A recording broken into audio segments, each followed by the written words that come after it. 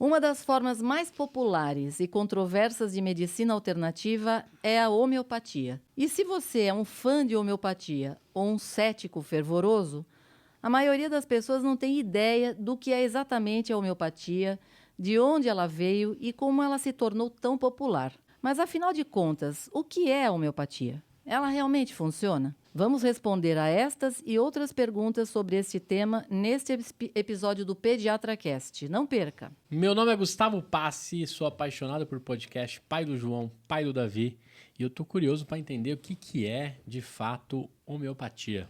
Olha, eu sou Carolina Vince, pediatra podcaster, oncologista, prescrevo quimioterapia e vocês vão saber um pouco mais sobre homeopatia e ter um olhar crítico para esse assunto, né, Ivani? Eu sou Ivani Mancini, eu sou pediatra, podcaster, mãe do Fernando, que nunca usou homeopatia, e acho que esse episódio é importante para que as pessoas realmente entendam o que elas estão dando para as crianças ou para si mesmas quando usam esse tipo de medicamento. Uhum. Tá?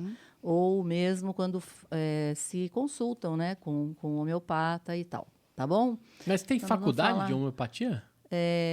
Curso, né? Sim, tem. Curso. Nós vamos falar sobre isso, Tá tá? bom, beleza. Olha, mas para a Bom. gente entender, Ivani, acho que é bom a gente voltar um pouco na história para entender da onde veio o conceito da homeopatia, não é? Acho que é mais Sim. fácil para poder entender. Então, me conta um pouco, Ivani, o que era a medicina do século XIX? Então, porque justamente foi quando começou a homeopatia, no século XIX, tá? Então, a medicina é fácil responder, que em meados do século XIX, a medicina comum, ortodoxa, era terrível, tá? Essa é a verdade. Na época, assim, a teoria dos germes, ela ainda estava na infância, ela não era bem conhecida, né? Não se sabia direito bactéria, vírus, essa história, não se sabia, tá? Ia tudo na raça. Mesmo aqueles pesquisadores que teorizaram sobre o assunto, eles não tinham meios práticos de empregá-los, né? Porque, assim, não tinha antibiótico, por exemplo, não tinha vacina. Foi quando começaram as vacinas que a gente falou lá no nosso episódio de negacionismo e vacinas, tá certo? E assim, muitos médicos comuns, eles aderiram a teorias médicas que datavam da antiguidade, na verdade. E a maioria empregava uns tratamentos médicos, assim, heróicos, sabe? Muitas vezes incluíam sangrias pesadas, expurgos, sabe? Davam laxantes de monte, grandes doses de misturas venenosas de mercúrio, de arsênico, tá? Então o negócio não era barra pesada, entendeu? Ou seja, era muito perigoso, muito doloroso e muitas vezes mortal ser um paciente nos velhos tempos. Eita. Da medicina ortodoxa, né, Da Ivani? medicina ortodoxa, tá? Que era a única que até então existia, certo? Exato. E aí vem, então... Então, aí, Carol, O que a gente por tem? que aconteceu? Por isso, será que surgiu a medicina alternativa? Olha, a essência da mudança, na verdade, foi quase que uma rebelião contra a ciência médica ortodoxa, né? Como ensinada e praticada nos hospitais universitários, e a introdução de uma série de crenças radicalmente diferentes, mas abrangentes sobre a natureza e o tratamento das doenças, tá? Então, o charlatão empírico continuou em segundo plano e ainda existe hoje.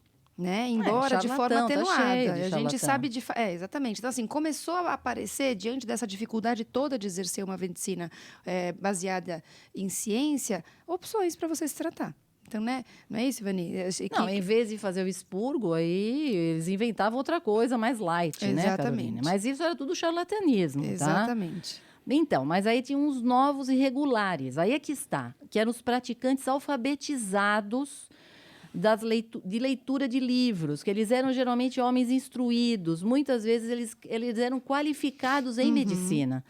E eles eram, portanto, não tanto charlatães, embora eles eram até ridicularizados como tal, né, pelos ortodoxos principalmente, e assim, talvez para eles coubesse mais o termo mais alternativo ou complementar. Então vejam bem, assim, nessa fase, acho que é muito importante lembrar que o charlatão, ele vinha de uma pessoa que não tinha conhecimento e passava eram a os pregar... açougueiros, Exato, às vezes, as bruxas, né, enfim, que faziam aqueles movimentos e chás e tal. E os médicos, os conhecimentos da medicina, os conhecedores da medicina, eles seguiam um caminho de ideias semelhantes semelhantes aos charlatães e fugia desse conhecimento ortodoxo, certo? É isso aí. Agora, e aí? Então, como que foi surgir a homeopatia, né? Que assim, embora ela dificilmente possa ser comparada com a medicina chinesa da antiguidade ou a medicina indiana, a homeopatia é a medicina alternativa que é estabelecida há mais tempo na Europa. Tá? E ela foi fundada por um médico chamado Samuel Hahnemann. Hahnemann. Exatamente. Ele viveu de 1755 a 1843. Viveu bastante até. Né? E ele cresceu em Meissen, na Alemanha. Recebeu seu diploma de médico em Erlangen em 1779. E ele morreu milionário em Paris em 1843. Tá? Certo. Bom, então o que o Hahnemann acreditava, Carolina? Ele acreditava que se o paciente tivesse uma doença, ele podia ser curado com um medicamento que, se administrado por uma pessoa saudável, traria o mesmo sintoma que essa doença traz para o paciente. Tá? Então vamos explicar melhor a história. Então, digamos assim, se um Tipo, paciente a osmose. Isso. Se o paciente está sofrendo de náusea intensa, tem muito enjoo, ele recebia um medicamento que na pessoa saudável provocaria náusea, provocaria enjoo. Certo? Então, entendeu? Ele daria... Positivo com negativo. Não. Ele é o contrário. Positivo, ele está com náusea positivo com positivo. E você vai dar um remédio que dá náusea. Ok? Na pessoa saudável que estiver sem náusea, se você der, a pessoa vai ter náusea, entende? Então, assim, o paciente está recebendo o remédio exatamente igual ao sintoma que ele tem. Certo. Tá? Isso. Ele dizia que era assim, o semelhante cura semelhante. Então, você tem dor de cabeça, ele vai te dar um remédio que dá dor de cabeça nas pessoas. Então, ele vai te dar um remédio, teoricamente, seria para dar o mesmo sintoma que você tem, tá? Na cabeça dele, funcionava desse jeito. Certo. Que era o princípio dos semelhantes, né, Isso, Ivani? o princípio dos semelhantes. Eram 2 princípios, esse era o primeiro, tá? O Hahnemann, ele disse que ele era capaz de compilar uma seleção de remédios apropriados ali que seriam dados para aquele sintoma. Então, era o semelhante cura semelhante, princípio dos semelhantes. E tinha um outro aspecto da homeopatia, que desde o momento que foi anunciado pela primeira vez, em 1814, levou a uma guerra aberta entre a medicina ortodoxa e a homeopatia. Porque assim, o Hahnemann, ele continuou a experimentar várias substâncias nele mesmo, ele experimentava nele primeiro, Certo. tá? Depois ele experimentava nos outros.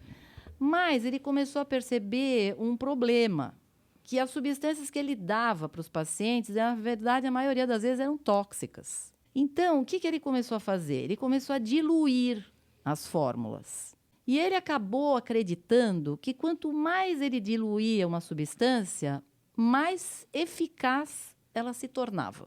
Esse foi o resultado da crença do Hahnemann de que os medicamentos deveriam ser administrados numa dose que apenas produzisse os menores sintomas da doença que estava sendo tratada. Ou seja, então você tem náusea, ele vai dar um remédio para você que causa náusea nas pessoas que estão bem, só que ele vai diluir tanto que não será tóxico para você. Mas vai tanto, ajudar. né, Ivani? É muito Pera de um diluição. pouco. Só que aí, o que é? O que é essa história? Então, a homeopatia, ela se baseia numa diluição e misturas rigorosas, tá?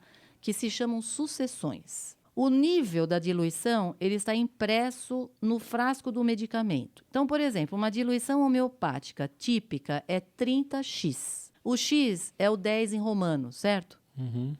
Então, o 30x, ele representa o seguinte, que uma parte, por exemplo, de uma toxina venenosa, vamos supor uma era venenosa, tá? Ela é misturada com 10 partes de água ou de álcool. Aí essa mistura é agitada, aí uma parte dessa mistura é adicionada a 10 partes de água ou de álcool novamente. E isso é feito 30 vezes. Então, você vai diluindo em 10, uma em 10, depois uma em 10, depois uma em 10, e uma em 10, e uma em 10... Isso você vai diluir 30 vezes. Isso é assim, a diluição final disso é assim, é uma molécula do medicamento em 10 elevado a 30.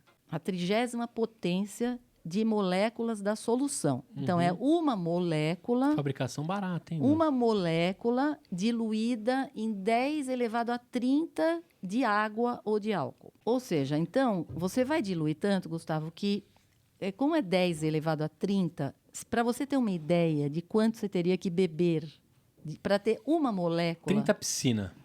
Ó, uma molécula... Não. 30 piscinas de 1.000 litros. Gustavo, 30 mil litros. É isso aí, 30 piscinas Você de 1.000 precisaria litros. beber, engolir toda ela para ter uma molécula, tá? Ou seja, fisicamente é possível, mas é implausível isso, tá certo?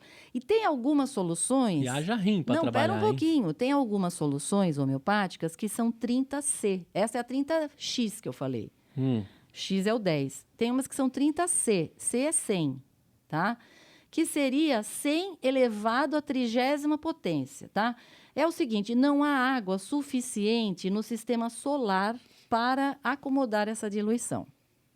Entendi. Entendeu?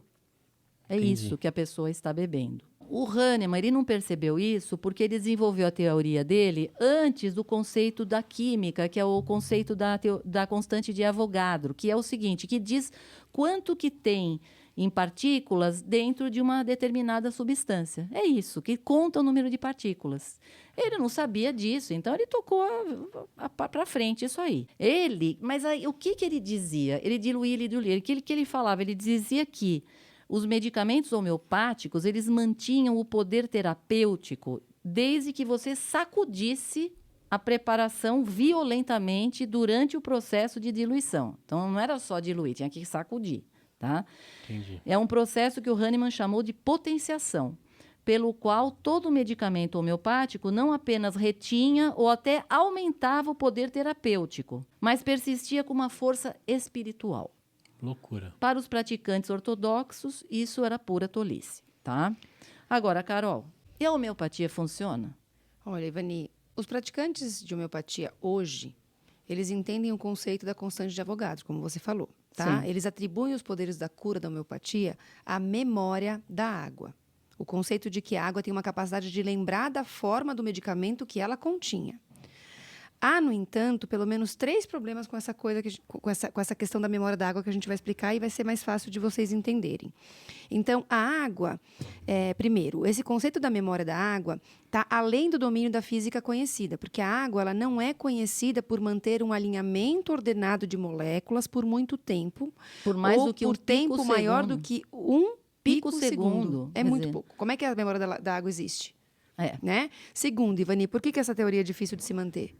Porque se a água pode lembrar da forma do que está nela, então toda a água tem o potencial de ser homeopática. Porque, pensa, a água da torneira, com os vestígios de substâncias naturais que pode ter, que se espalham nos canos, conhecidos, às vezes até por causar câncer, entendeu? E outras doenças. Então, ela seria terapêutica. Porque tudo que pode ter de vestígio na água vai dar memória na água. Então, tudo que você bebe de água poderia estar te dando algum efeito. Sim. E o terceiro, fim, que é muito relevante para quem, faz medicina baseada em evidência, é que, independente de todas as explicações, você não tem nenhum estudo científico de alta qualidade que mostre que a homeopatia é mais eficaz do que placebo, tá? Então, são 3 pontos importantes para a gente questionar essa teoria da água, tá? Ao testar a homeopatia, surgiram 2 tendências. A homeopatia é melhor para curar coisas que logo passariam de qualquer maneira, como resfriado, por exemplo, mas ela é muito perigosa para tratar doença grave, como o diabetes. E quanto maior e mais complexo o estudo científico, mais a homeopatia se assemelha ao placebo. ou seja, a homeopatia, na verdade, ela trataria alguma coisa que não precisaria de remédio. Isso. Né? Mas por que... Você nunca viu, Gustavo, ninguém dizer que deu homeopatia e melhorou? Já, minha mãe. Por que tem pessoas que dizem que melhoram com homeopatia? As diferenças entre a medicina ortodoxa e a homeopatia, elas são muito marcantes. Elas eram muito marcantes e elas ainda são, tá? Porque desde o início, a homeopatia sempre começou com uma longa consulta, uma duração longa, às vezes quase 1 hora, na qual todos os aspectos das doenças e da vida do paciente, eles eram discutidos, tá?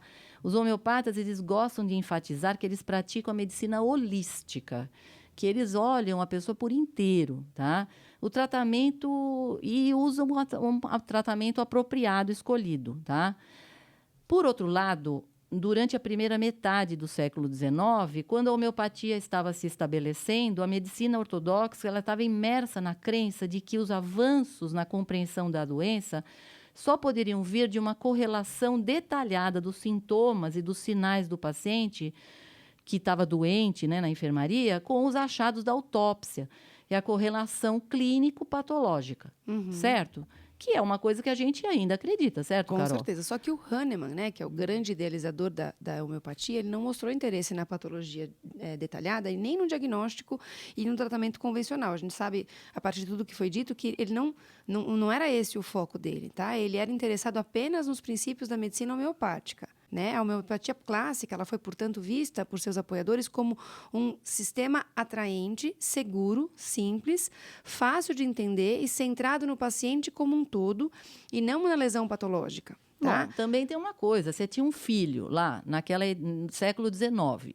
a criança estava doente, você ia submeter a criança a Sangria. remédio tóxico, sangria, diarreia, causar diarreia. E, em vez disso, você vai lá e dá uns remedinhos ali para ele e ele melhora, gente. Então, é óbvio que as pessoas estavam muito... Era muito difícil ser paciente. E isso explica, né, segundo os artigos, o porquê que a homeopatia foi se tornando tão popular. Tão popular, exatamente. Né, ao longo dos anos. Exatamente. Ou seja, era um sistema atraente. E para os médicos também era mais fácil, Sim. porque você vai submeter, a pessoa morre do tratamento, quer dizer, era mais fácil você fazer um negócio que depois a pessoa continua viva, tá? Se você for confiar na experiência pessoal dos pacientes, tem um grande número de pessoas que afirmam, geralmente com grande certeza, que foram curadas ou pelo menos ajudadas pela homeopatia quando a medicina ortodoxa falhou. Então, pode-se ver porque o sistema é fácil de entender e parece seguro, tá? A longa consulta é, por si só, terapêutica, muitas vezes, tá? Muitas das doenças tratadas pelos homeopatas são transitórias. Elas desaparecem espontaneamente ou elas são cíclicas, consistindo em uma série de ataques, muitas vezes seguidos de remissões espontâneas. E aí, numa visita, se a pessoa vai e faz a visita ao homeopata e for depois, toma o que ele disse para ela tomar, e ela entra numa remissão, por exemplo, ou desaparece a doença porque a homeopatia ganhou o crédito. Bom, o que vem... Porque, assim, a homeopatia, ela surgiu na Alemanha, né? E o Hahnemann era alemão, e ela, sim, ela era muito disseminada na Europa. Depois ela foi para os Estados Unidos e também lá ela, né, começou a ter muitos adeptos. Mas o que vem acontecendo hoje com a homeopatia na Europa, Carolina? Então, a gente sabe que apesar de todo esse processo de questionamento, da gente entender que é uma medicina que a gente não consegue uma comprovação, a gente ainda percebe uma ascensão no uso da homeopatia como tratamento por muitos pacientes, tá? A gente sabe que na Europa, por que então isso está acontecendo? Então, a gente sabe que há sinais de que os governos na Europa estão endurecendo as atitudes em relação ao financiamento estatal da homeopatia, como, por exemplo, vem acontecendo no Reino Unido, na França, na Espanha, anunciando o fim do financiamento ou até de apoio a produtos ou serviços homeopáticos nos últimos meses. Mas por que, Carol? A medicina baseada em evidências, que são os tratamentos baseados em evidências de segurança e eficácia dos ensaios clínicos, está em ascensão há décadas na Europa. Sim. E em todo o mundo. Isso que eu ia falar, não só tá na Europa, certo? né, Vani? É isso que sustenta a medicina hoje, né?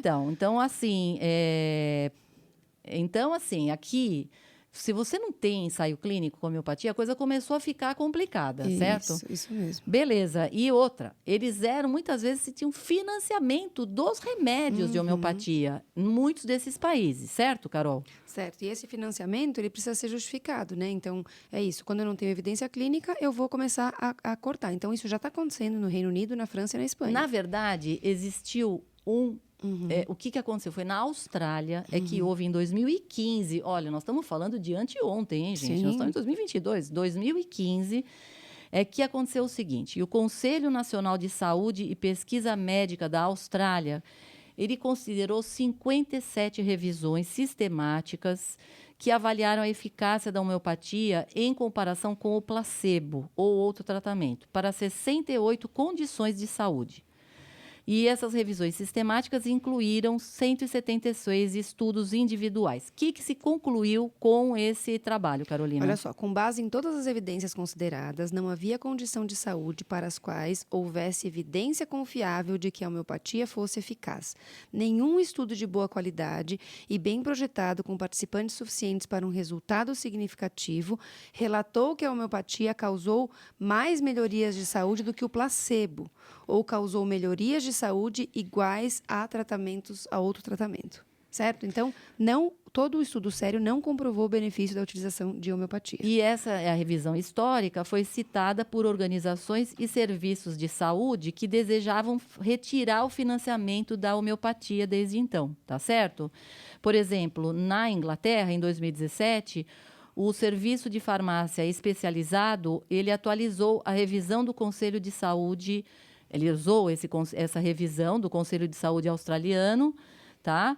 E concluiu o seguinte: a qualidade dos ensaios incluídos na maioria das revisões é variável, portanto, esses novos dados não alteram a conclusão da revisão realizada em 2015. Ele ainda tentou ver se mesmo depois desse trabalho todo da Austrália em 2015, ainda havia mais trabalhos que poderiam ainda justificar a manutenção do pagamento desses remédios, mas eles não acharam. Tá certo? Então, e na Inglaterra, o que aconteceu em 2017, Carol? Então, o NHS... É o SUS da Inglaterra, né? Incluiu produtos homeopáticos numa lista de itens que não devem ser prescritos rotineiramente na prescrição na atenção primária. Então, vejam só, eles estão agora dizendo que isso é proscrito, eles estão proibindo, tirando, certo? A orientação para os grupos de comissionamento clínico, órgãos que recomendam serviços locais, né, desse SUS, determinou que os prescritores na atenção primária não devem iniciar itens homeopáticos para nenhum novo paciente. E devem apoiar os prescritores na desprescrição dos itens homeopáticos em todos os pacientes. Ou seja, tirou tudo. Para paciente novo e para paciente antigo. Mas, assim, eles não estão economizando muito com isso. Eles economizaram 5 milhões de libras por ano. Não é muito isso daí. Para o orçamento da Inglaterra, não é muito. Então, de acordo com o Michael Marshall, ele é diretor de projetos da Good Thinking Society, que é uma organização que fez campanha contra a homeopatia. Ele diz o seguinte, que apesar das pequenas somas de dinheiro envolvidas, a disponibilidade da homeopatia no NHS deu credibilidade à tradição. Essa é que é a verdade, porque como o sistema de saúde, ele financiava, ora, se eles estão financiando é porque funciona, é isso que você vai imaginar. Então, durante muitos anos, aquilo acabou dando credibilidade. Na hora que tira, então, não é tanto a economia, mas ele diz, essa é uma das razões pelas quais estamos particularmente interessados em abordá-lo no NHS. Não é apenas gastar dinheiro em algo que não funciona, mas o valor simbólico. 5 milhões por ano em termos do orçamento anual do NHS não é enorme.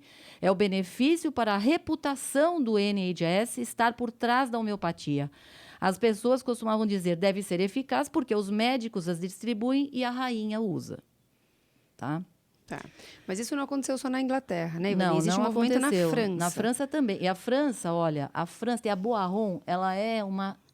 eles ganham bilhões de dólares na produção de homeopatia. Eles distribuem nos Estados Unidos, eles distribuem pela Europa toda. É remédio homeopático a dar com o pau. O que eles produzem não é brincadeira. Eles ganham muito dinheiro. Tá? E o que aconteceu na França, Carol? Então, existe uma decisão da ministra da Saúde francesa, Agnès Buzyn. Essa é recente. Agnès Buzyn, de encerrar o reembolso da Previdência Social da prescrição de homeopatia até 2021. Isso causou era uma coisa super onda de choque, porque que na França... tinha começado em 2019, tá? Isso, e aí? E aí ficaram loucos. Isso. O seguro de saúde francês reembolsava 30% do custo das prescrições homeopáticas até 2019 e caiu para 15% a partir de 2020 e terminou em 2021. Pois é, então. Agora não tem mais. Não vão mais custear.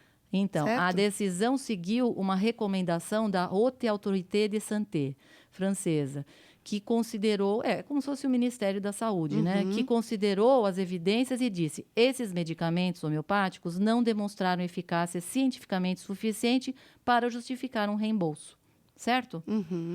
E, assim, existe uma consultora de comunicação francesa, ela é uma ativista cética, a Laure Dazinière, ela acredita que a relativa popularidade da homeopatia na França se deve, em parte, à tradição, mas também ao financiamento estatal e à disponibilidade dos produtos nas farmácias. Indo de encontro com o que a Inglaterra fala também. Então, exatamente. Então, o relatório do Ministério da Saúde seguiu uma recomendação conjunta da Academia de Medicina e da Academia de Farmácia francesas que afirma: nenhuma preparação homeopática deve ser reembolsada pela Assurance Maladie até que a demonstração de benefício médico suficiente tenha sido fornecida. E mais, olha só. Nenhum diploma universitário em homeopatia deve ser emitido pelas faculdades de medicina ou farmácia. Isso que você perguntou, Hugo. É isso aí. Tá? Porque eles davam ainda diploma, tá? Na Espanha também, o fim dos diplomas universitários em homeopatia também estavam nos planos da Espanha, tá? Onde o governo anunciou planos em novembro de 2018 para proteger o público contra o que eles descrevem como pseudoterapias, incluindo homeopatia e acupuntura. Então, o plano ele seguiu a cobertura da mídia de alto perfil das mortes de vários pacientes adultos jovens com câncer que recusaram o tratamento médico convencional em favor de terapias alternativas, tá? As mortes levaram a uma carta aberta ao governo de 400 profissionais de saúde pedindo ação. E o governo pode ter uma luta árdua para afastar os pacientes espanhóis da homeopatia depois que uma pesquisa mostrou que mais da metade acreditava que funcionava. E, finalmente, Carol, na Alemanha, o berço da homeopatia. As notícias de decisão francesa de encerramento e reembolso da prescrição da homeopatia também levou a um apelo do chefe da Associação Nacional de Médicos de Seguros de Saúde Estatutários, que representa 150 mil médicos e psicoterapeutas, para que as seguradoras de saúde estatutárias seguissem o exemplo que foi feito na França. Então, mas aqui tem uma outra história. Na Alemanha, assim, muitos médicos na Alemanha, eles fazem as duas coisas. Eles fazem a alopatia e a homeopatia. Eles praticam os dois sistemas lado a lado. E aí, o doutor Edzard Ernst, ele é um homeopata nascido na Alemanha, que virou cientista e ativista anti-homeopatia. O que ele sugeriu? Que o preço mais alto, que é reembolsável, de uma consulta homeopática de 1 hora, dá aos médicos alemães um poderoso incentivo para praticar a homeopatia. Então, na verdade, o cara faz a homeopatia porque ele ganha mais. Entendeu? Tá? Então, não é porque ele acredita naquilo piamente. Pode ser que alguns acreditam, mas, na verdade, existe uma recompensa financeira aqui, que é mais caro e o governo paga. E mais do que isso, né, Ivani? Tem uma confusão na Alemanha da homeopatia com aquela ideia de medicina natural. Sim. E até uma transfiguração geral da natureza e tudo o que soa como biológico e natural. Então, existe assim, a homeopatia é mais natural, biológico, é mais bonito, né? Então, o reconhecimento oficial da homeopatia, ela reforça a reputação, né? Porque o cara vai lá, paga, o governo paga, vai dizer que faz mal. E lá também, algumas universidades ainda ensinam homeopatia e assim contribuem, né, para essa reputação de se está na faculdade, se é ensinado e se é custeado, porque a homeopatia é uma coisa que funciona, certo? Então, ainda na Alemanha, há muito que caminhar para a definição e regularização da homeopatia no país. Mas as atitudes estão mudando. De modo geral, a homeopatia é vista de forma mais crítica e há ataques ao seu status farmacêutico especial e principalmente ao reembolso por parte das seguradoras de saúde de vários lados. Aqui no Brasil, ela é reconhecida pelo Conselho Federal de Medicina. Bom, o que a medicina tradicional poderia tirar de bom da homeopatia, Carol? Eu acho que tem coisa assim, Vani. O fato da homeopatia não ser baseada em evidência clínica aceita não significa que não tem nada para a gente da medicina convencional aprender. Então, é uma grande desconexão entre o que a medicina convencional aspira fazer e o que realmente acontece, às vezes, no consultório, porque os médicos enfrentam grande pressão hoje em dia. Você concorda? Isso é uma realidade, Tem né? um estudo em 2017, ele mostrou que os médicos americanos passam 20 minutos com seus pacientes, tá?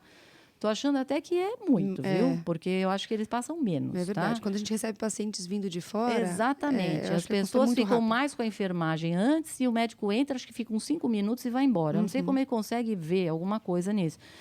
Então, e teve uma pesquisa de 2017 e descobriu que apenas 11% dos pacientes e 14% dos médicos de cuidados primários sentem que têm todo o tempo que precisam junto. Quer dizer, 11%, quer dizer, 90% acha que é pouco Que é tempo. pouco. É lógico, né, gente? E é Tá? nesse ponto que a homeopatia pode entrar, né, Ivani? Então, o estudo alemão de pacientes de homeopatia publicado em 2013 descobriu que a empatia era a chave para estabelecer uma relação médico-paciente positiva e alcançar os resultados positivos. É o que a gente falou do efeito placebo, do efeito emocional, do componente Na verdade, psicológico, né? o homeopata ouve o paciente, tá?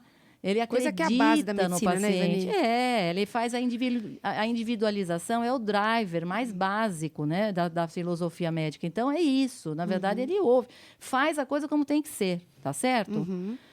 E o Instituto Americano de Homeopatia, na sua descrição da prática, afirma: a homeopatia é holística porque trata a pessoa como um todo, em vez de se concentrar em uma parte doente de uma doença rotulada. Tá? A medicina convencional poderia aprender essa lição com a homeopatia e confiar mais no que seus pacientes sentem ser verdade. Essa pode ser a chave para fazer a ponte entre o convencional e o alternativo, para uma medicina verdadeiramente holística e integrada. Ou seja, o que a gente tira disso de conclusão? Não dá, eu não consigo acreditar que um remédio diluído a ponto de você precisar tomar 30 mil litros de diluente para ter uma molécula, consiga ter alguma ação. Entendeu? Eu Mesmo não que a consigo filosofia acreditar da nisso. ideia da molécula exista, o que a gente está batendo aqui é maior do que isso, né? Assim, a concentração é tão baixa que como que o corpo reconhece essa Não reconhece, substância, é um né? efeito placebo. Exato. É isso, na verdade, todos os trabalhos mostrando que é um efeito placebo. Agora, o que a gente percebe é o efeito placebo, ele funciona. E por que ele funciona? Porque a pessoa ela tem atenção. Ou seja, a gente precisa dar mais atenção para os pacientes. Essa é a verdade, certo? Com certeza, Ivani. É E eu acho que é isso. uma coisa que a gente vê num movimento muito forte no Brasil. Grande parte dos médicos que atendem em consultório se desvincularam de convênios, de planos de saúde, para poder ter um tempo maior atendendo o paciente. Ainda não é a verdade absoluta, mas você se permite ter um tempo maior para ouvir, diagnosticar e, de fato, retomar a essência que é a medicina, que é você fazer uma boa avaliação clínica. Mas né? infelizmente isso é uma minoria, Carol. Infelizmente. Mas existe esse movimento, né, Ivani? Assim, Existe o movimento do slow medicine também. Exato. Né? Que seria justamente você fazer a coisa devagar. Existe esse movimento, é conhecido já. Agora, se a gente for olhar a grande maioria das pessoas, infelizmente elas dependem muitas vezes da seguradora. A coisa é rápida, é difícil mesmo. Realmente é difícil. É uma pressão muito grande, que é isso que os médicos viram mesmo nos Estados Unidos. Infelizmente. Mas eu acho que essa é a questão. Acho que aqui o que se dá para aprender com a homeopatia é isso mesmo, mais Quanto é atenção. importante a gente ouvir o paciente, né? Validar o que ele sente, buscar o que ele está falando, né? Exatamente. Não isso. fazer gaslighting com os pacientes. É isso aí. Pacientes no centro da construção, né? É Da isso jornada aí, dele. Gustavo. Então, assim, sua mãe que usa homeopatia, né? Você falou. Acho que Não sei mais. se ela toma, não sabe que ela toma uma molécula em nada. Acho que não tem nenhuma Vou molécula. passar esse episódio para ela também. Provavelmente ela não deve tomar nenhuma Tem algumas molécula. quebras de paradigmas aí, né? Quem escutar aqui, se escutar com atenção, pode ter um pouco de estar avesso, mas acho que é quem uma chegou até o pseudociência, final... gente. É uma pseudociência. Não dá pra gente dizer que seja ciência. Não é, entendeu? Não é. É isso aí. Todos os É detalhes e o que foi comentado está lá no site. pediatracast.com.br. Quer conversar, quer falar sobre, quer aprofundar em algumas pautas ou sugerir, lá no nosso Instagram. @pediatracast. A gente se vê no próximo domingo com mais um assunto, polêmico ou não, ou com alguma coisa que possa te ajudar Ou mais na furadeira ou não? mais furadeiro ou não, né? Qualquer barulho que você escutou aqui diante de uma obra, no momento que a gente está. E a gente se vê no próximo domingo, segunda, terça, quarta, quinta, sexta, sábado ou domingo de novo. Até a próxima aí. Tchau, tchau. Tchau! Tchau!